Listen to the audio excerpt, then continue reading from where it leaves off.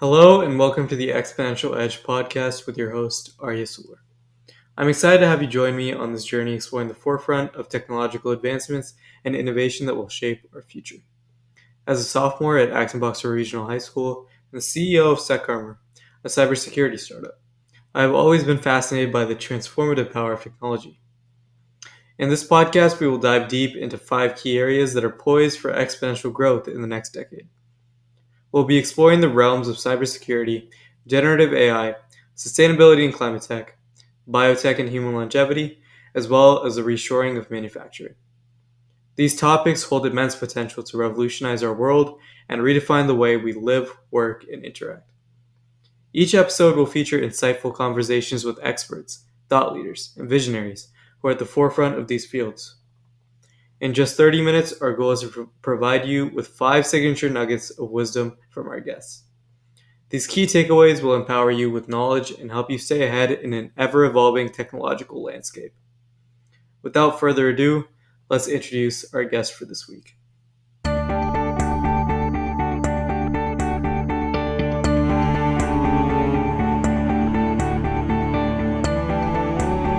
Hi everyone, our guest today is Debbie Brackeen, Chief Strategy and Innovation Officer at CSAA. Hi Debbie, could you please give us a brief introduction of your career? Hi, Arya. Thanks for having me today. Yeah, so my career started actually while I was doing my undergrad studies at Stanford. I bought a Macintosh through the discount program there. Absolutely became enthralled with it. Couldn't stop talking about it, and it led to what became ultimately a 10-year career at Apple, kind of accidentally.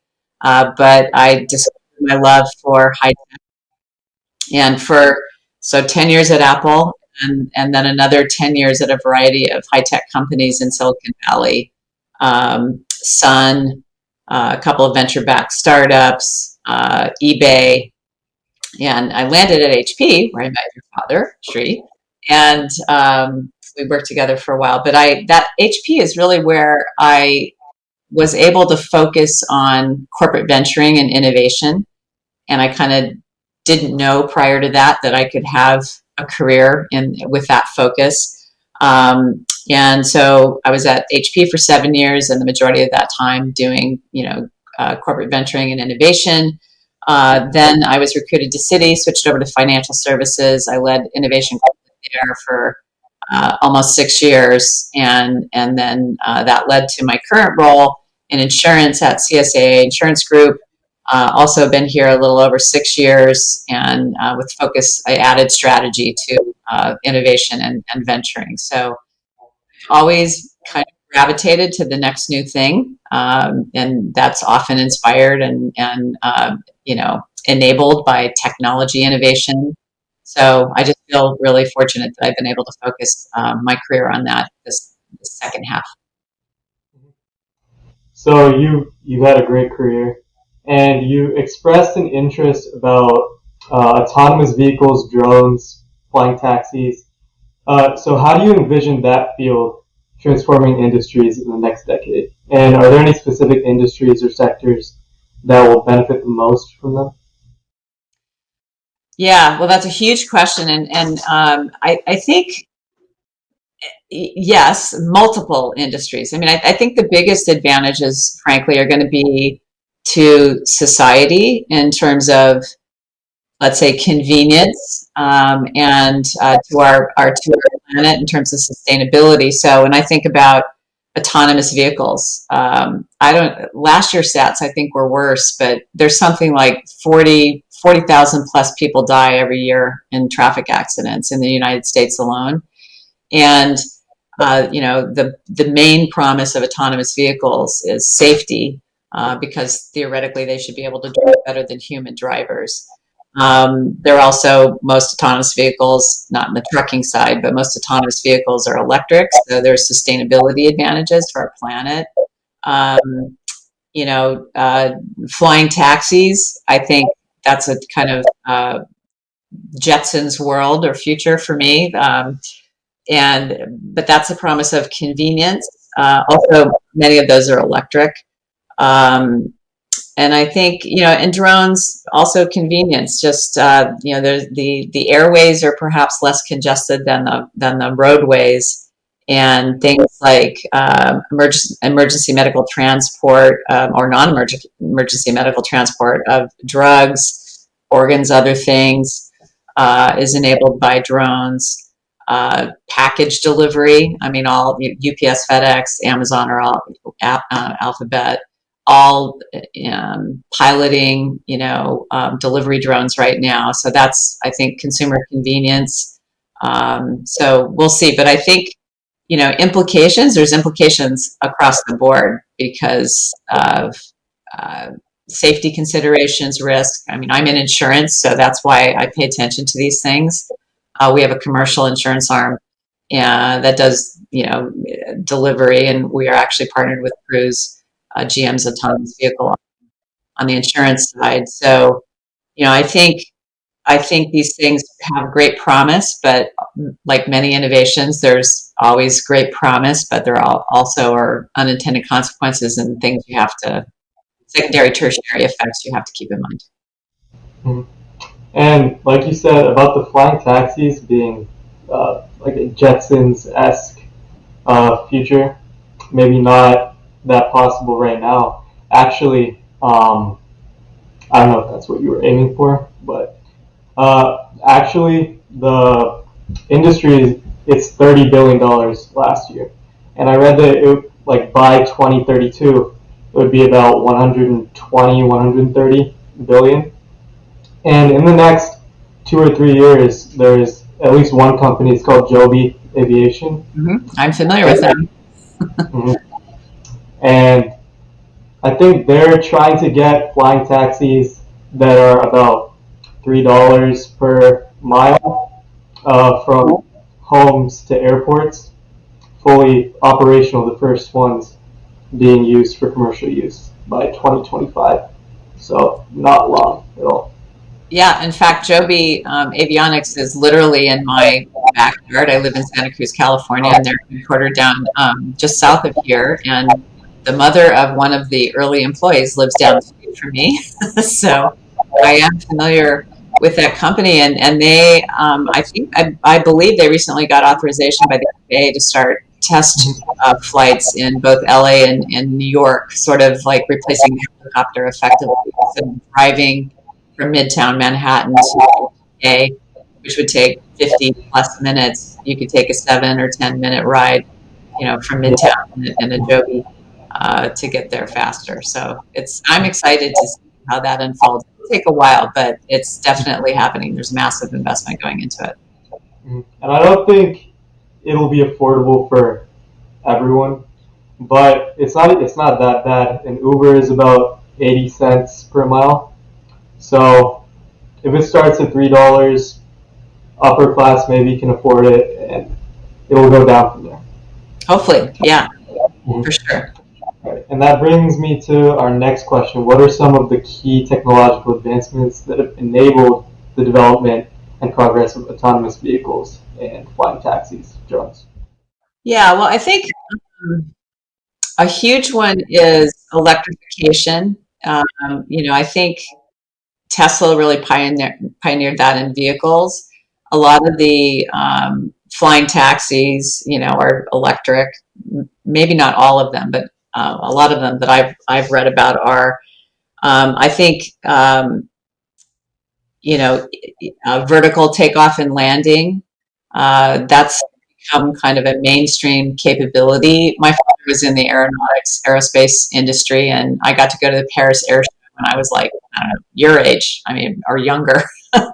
And there was this, I think it was a British flying vehicle called the Harrier that was sort of like took off like a helicopter but flew like a plane and landed like a helicopter. And that's basically vertical takeoff and landing. And that's become a very mainstream capability, I think, of all these things on the flying taxi side.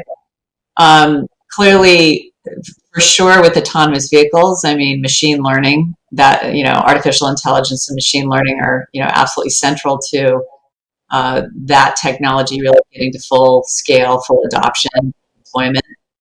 Um, I'm probably forgetting some of major ones. I mean, I think robotics, remote control of some of these things. I got to ride in a cruise robotaxi in San Francisco within the last year, and there was no driver. It's a Bolt vehicle.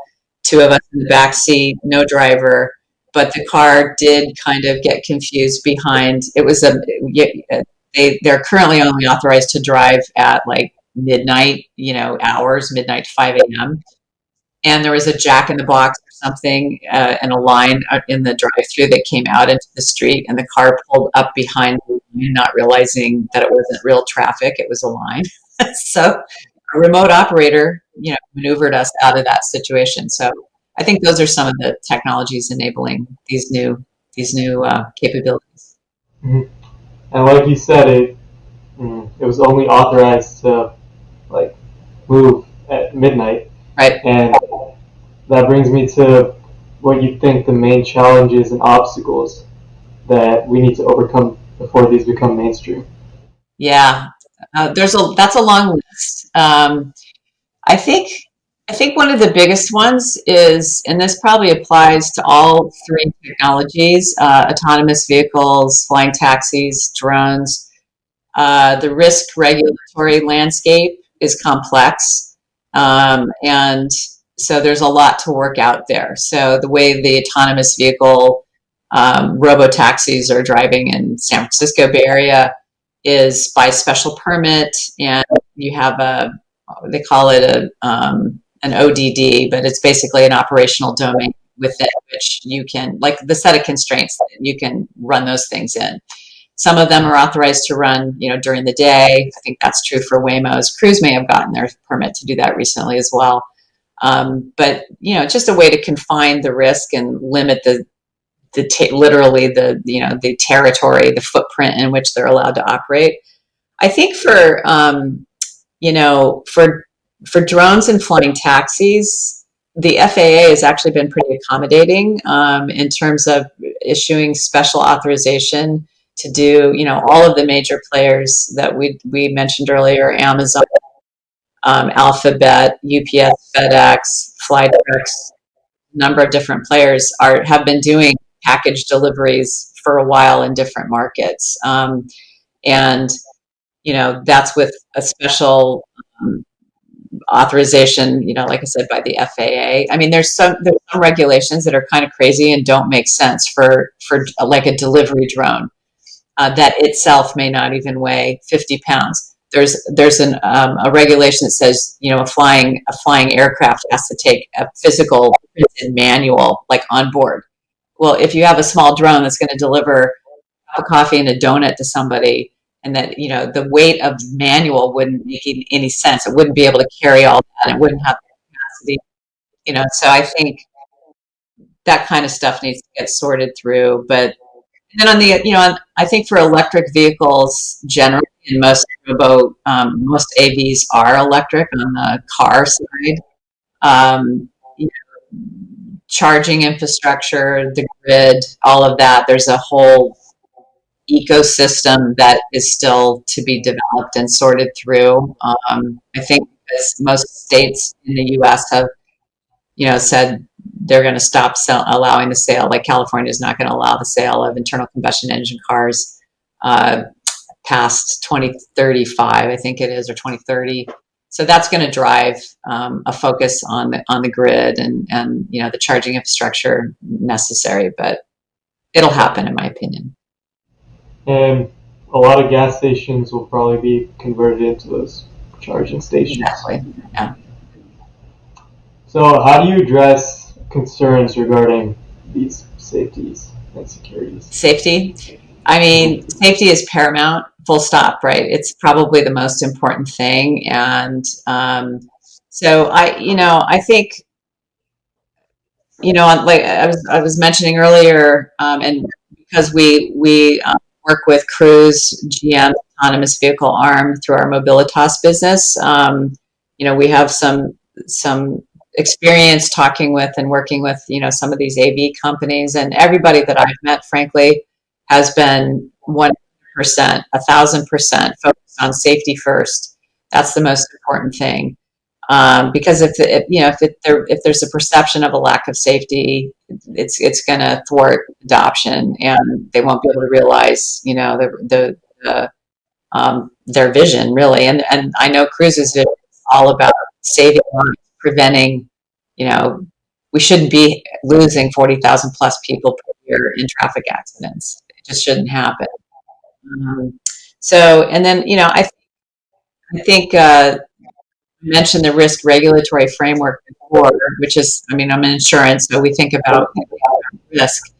But, a robot that runs on the sidewalk and delivers a lunch, or a midnight pizza to a college student, it's a lower risk than a human being in the back of a robo taxi or a human being in a flying taxi. And so the bar will for certainly be higher for any of these technologies that are transporting humans, as opposed to cargo. But if there's a delivery drone flying overhead in my neighborhood delivering something, I don't know, lunch, a cup of coffee package, I don't want that thing to fall on my head or fall on my car. So that those are all concerns that have to be sorted out for sure.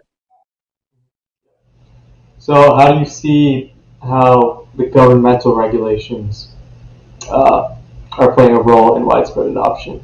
Yeah, I think that always varies by technology, right? So I think in the case of autonomous vehicles, early on there were several states, and California was one of them, Nevada, Arizona, Florida, I think parts of Texas, and I'm sure there were others, but there were a handful of states very early on who were signaling and making themselves, you know, very open and welcoming to innovation. I think Michigan as well, um, on allow coming up with guidelines that would allow autonomous vehicle companies to test, to gather the data that, for years now. I mean, well over 10 years. I live in the San Francisco Bay Area. I work there.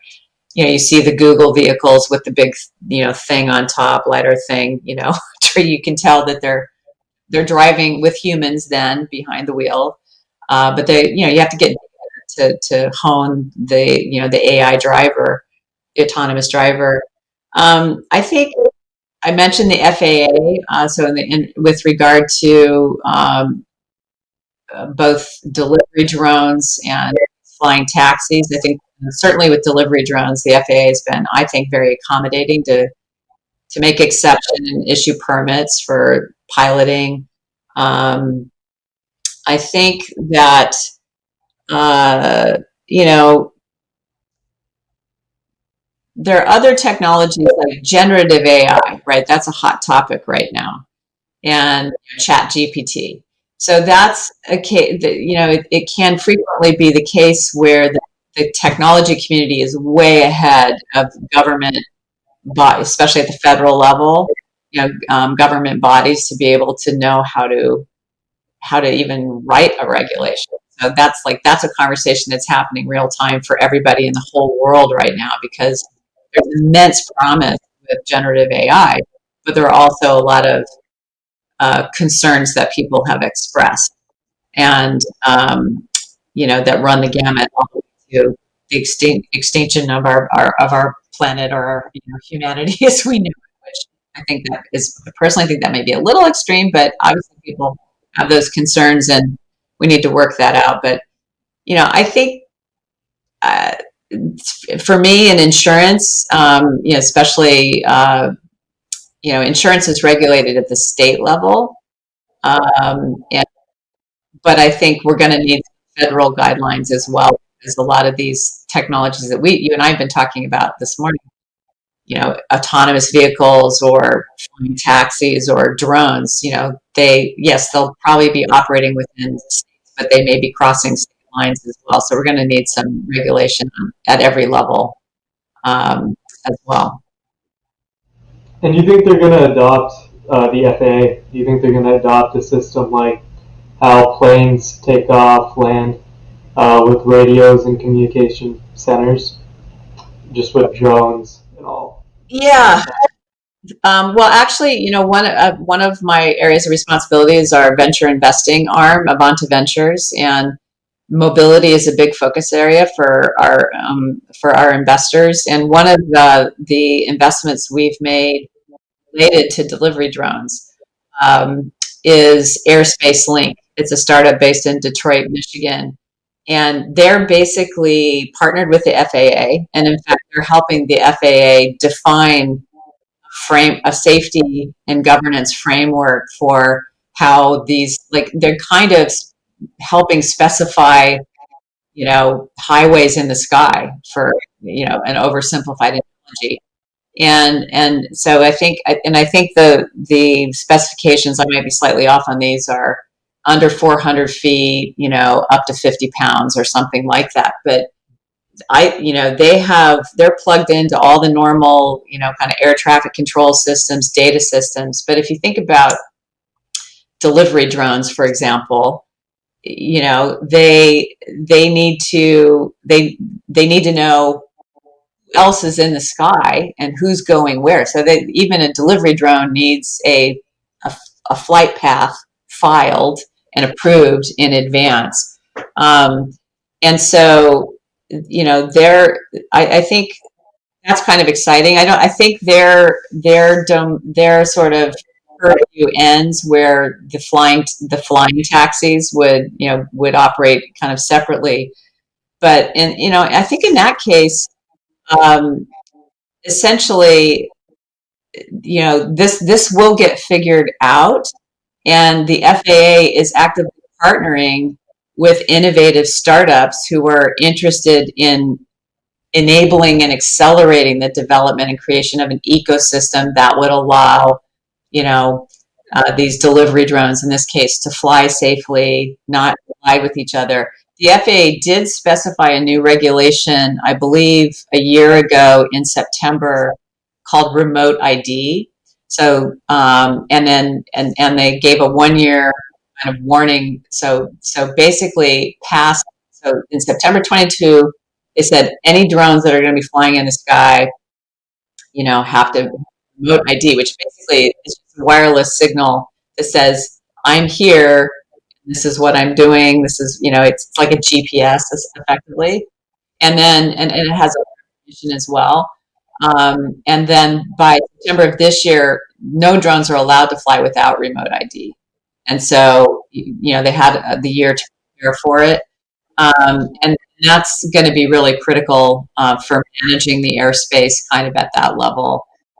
I think, and then I actually think this ecosystem is going to help economic development in a lot of areas for smaller airports that have the opportunity to kind of own a vertical takeoff and landing kind of heliport, or whatever you want to call it. And I know we have a couple of municipal airports south of Santa Cruz, Marina being one of them, where Joby is located. That are, I think, it's going to revive the local economy and create new jobs, and create, different build out parts of this ecosystem. So I think it's pretty exciting and pretty cool. And that brings me to our next question, which is what are some potential economic and environmental benefits of these machines? Yeah, well, as I was just mentioning, I think there are definite economic benefits in certain, maybe smaller locales and regional areas where, for example, there's small municipal ports that have the potential to kind of transform themselves into major hubs for these vertical takeoff and landing kinds of aircraft.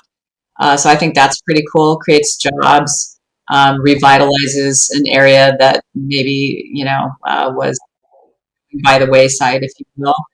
I think that there are environmental benefits potentially to reducing congestion. So if you think about it on a relative basis, especially in major metropolitan areas, we're pretty congested in terms of roadways and vehicles on the roads in cities. I just think about I was in San Francisco recently, and whatever the road markings and the regulations are, half the time you're driving in a lane and you get stuck behind a delivery truck because that person that trucker couldn't find a place to park to make a delivery. Um, so having, leveraging and opening up airways in the sky to enable deliveries or faster transportation for people when flying taxis, are actually commercially available, I think is kind of a consumer, but all societal, but also hopefully environmental benefit, because a lot of these aircraft and vehicles we're talking about are electric. So I think, and that always, when you got new infrastructure to build out, creates new jobs. So I think that's an economic benefit as well. Yep. And recently, California has started the use of drones for eradicating mosquito populations that are growing in that state. And one common use of these drones is that farmers also spray their crops.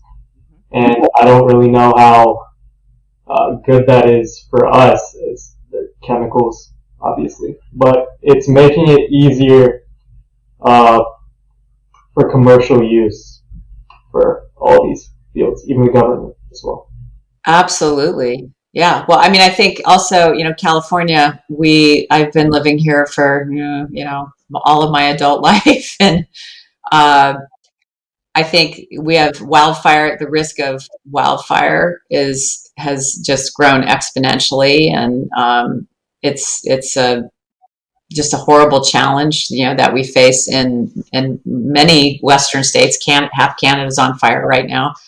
But one of the companies that my venture team has worked with, Parallel Flight Technologies, is actually building specialized heavy duty drones for wildfire, um, you know, fighting and if you think about it, like they use like old, I don't know, 747s or something to drop a lot of their fire retardants. Also, probably not great from a chemical perspective, but if there's a fire raging toward neighborhoods and buildings, you want to try to protect them, and you do what you need to do. But those planes can't fly at night. They can't, depending on how high the flames are, they can't fly over them to drop the retardant. But a lot of fire drones don't have that risk. They can fly. They can see at night. They can fly, through flames. And so I'm kind of excited to see innovation on that side of commercial drone use as well. And can you share any other exciting or innovative projects in this field? Well, I mentioned one already. I mean, I'm super excited about Airspace Link and what they're building. I think they have an incredible vision that they've been pursuing, and we just had the CEO founder of that company speak to my team's offsite last week, so it's fresh on my mind. So I'm really uh, enthusiastic and optimistic about what they're going to be able to accomplish in that market. Um, I think another one I mentioned, climate risk and wildfire risk, because and we're in wildfire season now in California, so this is a scary time of year. But one thing I'm really excited about on the innovation side is my team, along with some uh, insurers like Aon and IDEO, the innovation consultancy, are running a kind of a global climate resilience challenge right now. So it's an open innovation challenge. Anybody can participate. We launched it. Uh, when did we launch it? Within the last month, and we're going to be accepting new applications through August 1st. But and then the sponsors will select a handful of winners. There's at least $1 million in prize money available, but we're really hoping to attract some incredible, innovative ideas about how to prevent, um, protect and recover from, really any catastrophic event that occurs because of climate change. But here in California, we have a high focus on wildfire. So I'm really excited about that. And I'm excited about, we didn't talk about it a lot, but I am excited about generative AI. I think I think the potential with it's shocking how fast this technology has kind of come on, even though AI has been around forever, it seems like, and that hasn't really changed, changed the game in a meaningful way until the last decade. But I think that's one to watch for sure. It's going to be complex, but I'm excited about that. Yeah. And just shifting gears, finally, that brings us to the insurance industry a little bit. With the rise of these autonomous vehicles, drones, and flying taxis, how do you see that insurance industry adapting and evolving to accommodate the unique risks and coverage needs that are associated with these technologies? Yeah, well, that's a great question, and part of why I took the job that I have now over 6 years ago. So, you know, if I'm really honest, I didn't think a lot about insurance before I got the call to come talk to CSAA. But a lot of these new technologies that we've been talking about really do challenge current paradigms. And, autonomous vehicles, for instance, they're trying to be better than human drivers and drive more safely, which sounds like a really good thing. Um, but at least for the foreseeable future, and they're currently being piloted in a handful of markets, and so they're driving alongside human-driven cars. So there's like a part of the world that they are operating in that is the same old world. Like who hit who? Who's at fault? Therefore, who's liable? For the damage, if any, occurred, and hopefully not any bodily injury. So, I think there, let's take Uber and Lyft. It's not even as fancy as autonomous vehicles. So Uber and Lyft created really amazing platforms that have transformed at least one way in which people get around in large cities. And there were always taxis, but it just goes to show you that sometimes you can take a fresh eye to an existing capability and really take it to a different level, and they have. But just the fact that people use their own cars to log onto a platform and their own insurance, so personal insurance, but they're carrying another human being in the back of their car, that creates a gap and an overlap really in that moment when you drive somebody in your car. It's a commercial liability. Personal policy may not cover you for that. So what I love about all these things we've been talking about is they really change the landscape for what the nature of risks. There's new risks that we haven't thought about before. And then there's like, if you're an Uber or Lyft driver, you got to go in and out of personal, liability and commercial liability, and you may not even know it. So, for me, it's a really exciting place to think about what we need to do to protect everybody in that scenario with these new and emerging risks. And so that, one of the biggest things that my team and I have done since I started is form a commercial insurance arm specifically to address these new and emerging risks in the sharing economy in this case. So Mobilitas is the name of that business. Lyft is our biggest customer. We also partner with Cruise, the autonomous vehicle customer. We hope to get into delivery drone insurance and things like that for the future. So yeah, there's huge implications. I could talk about it all day, but suffice to say, it really uncovers and creates new risks and exposures that need to be thought about differently. Definitely. And I think that last point was really important, and it relates to pretty much everyone out there, everyone who would be listening to this, because in the next decades, like you said, the adoption of these autonomous vehicles and drones, flying taxis, it's going to be way more widespread, almost like full use of these things. So this is something that people will have to go through eventually. That's right. Hmm. So to end us off, could you just give us your 5 golden nuggets from this conversation, your 5 key takeaways? Well, let's see. Maybe the first one is that with regard to emerging and disruptive technologies, the answer is never black or white. It's always complex than that. So that would be one. I'd also say just because it didn't work, it's not working yet, or it didn't work last time you tried, or it's never been done, doesn't mean that it can't be done. Um, I think I think actually AI is a great example of that. AI has been around for, I don't know, 50 or 60 years, but it's really been only in the last decade that we've had a dramatic, kind of kick up in the curve.